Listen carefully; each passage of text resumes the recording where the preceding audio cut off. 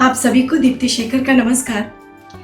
आज के वीडियो में मैं अपने एक ऐसे लेसन की बात करना चाहती हूँ जो मैंने अपने हिप्नोथेरेपी की जर्नी में ही सीखा। यानी जब मैं हिप्नोथेरेपी की पढ़ाई कर रही थी और मैंने खुद पे कई सारे पास्ट लाइफ रिग्रेशन सेशंस कराए, मैंने अपने बहुत सारे पास्ट लाइफ्स देखे और जब मैं थेरेपिस्ट बन गई और अपने क्लाइंट्स के मैंने बहुत सारे पास्ट लाइफ्स देखे, तो एक बात जो मुझे बहुत क्लियरली समझ में आई वो ये कि हमारा जो करंट लाइफ है वो एक वेब सीरीज के एक एपिसोड की तरह है। मतलब जैसे कि आप वेब सीरीज जब आप देखते हो तो क्या एक एपिसोड को देखकर आपको पूरी कहानी क्लियर होती है? बिल्कुल नहीं ना। जब आप पूरे सीरीज को देख लेते हो, सारे एपिसोड्स देख लेते हो तो कहानी क्लियर हो जाती है। ठीक उसी तरह हमारा जो करंट लाइफ है, अभी का जो जीवन है, वो हमारी लाइफ की सीरीज का सिर्फ एक एपिसोड है। क्योंकि एज अ सोल हमने बहुत सारे लाइफ टाइम्स जिए हैं पहले भी, और आगे भी हम बहुत सारे लाइफ्स में आने वाले हैं। ऐसा मैंने अपने पास्ट लाइफ्स देखा है, इसलिए मैं बता रही हूँ। और क्योंकि मेरे 60-70% क्लाइंट्स भी पास्ट लाइफ में रिग्रेस करते हैं और उनके थ्रू मैं उनके पास्ट लाइफ्स को भी देख पाती हूँ, तो मैं ये क्लियरली समझ पाई हूँ कि हम सभी यहाँ life times after life times बार बार नया जन्म लेके नया जीवन लेके धरती पर बहुत सारे लेसन सीखने आते हैं। और ऐसा हम सभी के साथ है। मतलब इसका रिलीजन से कोई वास्ता नहीं है। देखिए, रिलीजन तो जिस फैमिली में हम पैदा होते हैं उस फैमिली का हमें रिलीजन का ठप्पा लग जाता है, स्टैंप लग जाता है हमारे ऊपर कि अगर हम हिंदू फैमिली में पैदा हुए तो हम हिंदू हैं, नहीं तो हम क्रिश्चियन बन जाते हैं या फिर हम मुस्लिम कहलाते हैं, राइट। पर before we are born we are souls, we are energies, and तब हमारा कोई रिलीजन नहीं होता। और इसीलिए ये बार बार जो हम जन्म लेकर आते हैं या रीबर्थ का कॉन्सेप्ट है ना, ये मैं समझती हूँ किसी रिलीजन से कनेक्टेड नहीं है।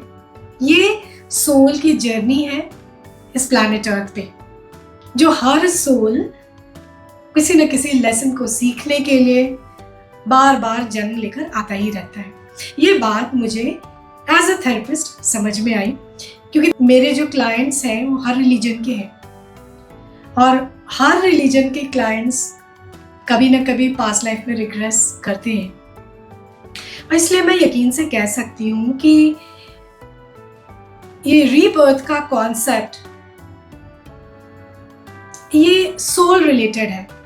इसका रिलीजन से कोई मतलब या लेना देना नहीं है। ये कॉन्सेप्ट का मतलब स्पिरिचुअलिटी से है कि हम सब स्पिरिचुअल बीइंग्स हैं और हम बार बार जन्म लेकर इस धरती पे आते हैं क्योंकि हमें यहाँ आकर अपने लाइफ के लेसन सीखने होते हैं, राइट। और हमारा ये जो करंट लाइफ है ये हमारे लाइफ की सीरीज का सिर्फ एक एपिसोड है। और ऐसा मैं इसलिए बात बताना चाहती हूँ, ऐसा मैं इसलिए बात कर रही हूँ क्योंकि देखिए, जब हमारे इस जीवन में हमारे साथ कुछ दुखद, कुछ बुरा होता है, कुछ ट्रॉमेटिक होता है, कोई बहुत ही हमें गलत रिलेशनशिप मिल जाता है, किसी ने हमें वर्बली, फिजिकली, सेक्सुअली अब्यूज़ किया, किसी ने हमारे साथ कुछ गलत किया, किसी अपने का सडन डेथ या कुछ भी जब ट्रॉमेटिक होता है, या किसी तरह का फाइनेंशियल लॉस होता है, या करियर में ग्रोथ नहीं होता, या कुछ भी इस तरह का जब दुखद होता है, तो हमेशा हम दूसरों को ब्लेम करते हैं या हम ऊपर वाले को क्वेश्चन कर रहे होते हैं कि तुमने मेरे साथ इतना गलत क्यों किया, क्योंकि मैं तो सही हूँ, मैंने तो सब कुछ सही किया, मैं तो कभी किसी को बुरा नहीं बोला, किसी के साथ गलत नहीं किया, तो मेरे साथ इतना गलत क्यों हो रहा है, तुम कहाँ हो, तुम क्यों नहीं मुझे देख रहे, तुम मेरे साथ ऐसा बुरा क्यों कर रहे हो, राइट। तो मैं सिर्फ यहाँ पे ये कहना चाहती हूँ कि अगर हम अपने पेन, अपने इमोशन से थोड़ा सा डिटैच करके अपने आप को समझने की कोशिश करें कि ऐसा क्यों हो रहा है, मेरे साथ ही ऐसा क्यों हो रहा है। अगर हम अपने लाइफ के अदर एपिसोड्स को जानने, समझने, देखने की कोशिश करें, ताकि हमको अपने स्टोरी, हमारे साथ जो गलत हो रहा है उसके क्यों हो रहा है, कहाँ से आ रहा है, किस लिए हो रहा है, इन बातों का का पूरा क्लियर पिक्चर मिल सके, ताकि हम बातों को बेहतर समझ सकें। तो आई थिंक हमें बहुत सारा मेंटल पीस मिलेगा। तो मैं एज अ थेरेपिस्ट यही समझ पाई हूँ कि जब भी कुछ बुरा हमारे जीवन में आ रहा है तो वो हमें ये समझाने की कोशिश कर रहा है कि देखो, there is something wrong here, जिससे तुम्हें भागने की जरूरत नहीं है, इसको तुम्हें फेस करने की ज़रूरत है, इसको तुम्हें क्वेश्चन करने की ज़रूरत है, इसमें तुम्हें बिल्कुल घुस जाने की ज़रूरत है, इसमें तुमको इसके रिलेटेड तुम्हें आंसर्स ढूंढने की ज़रूरत है। अगर तुम इससे भागोगे नहीं, इससे बचने की कोशिश नहीं करोगे, if you can be strong and face it and try to find answers, तो तुम इस पेन को क्रॉस करके उस पार निकल जाओगे and you will find peace, clarity, and you will have a better life and you'll become a stronger person. Because एक बात मैं समझ पाई हूँ कि जो पेन हमें तोड़ता नहीं, वो हमें बहुत मजबूत कर देता है. So let's look at our pain, our trauma in a different way. Let us try to face it. Let us try to question it कि ये क्यों आ रहा है, कहाँ से आ रहा है, किस लिए आ रहा है.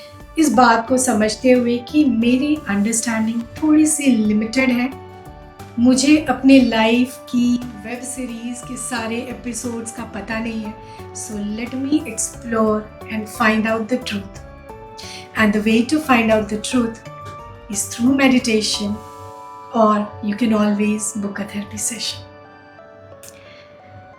सो क्या आपको मेरी बातें ठीक लग रही हैं? ज़रूर से बताएं. एंड टिल नेक्स्ट वीडियो, जहाँ मैं अपने लाइफ के और भी लेसन्स लेकर आऊँगी आपके समक्ष. Take good care of yourselves. Bye bye. नमस्कार.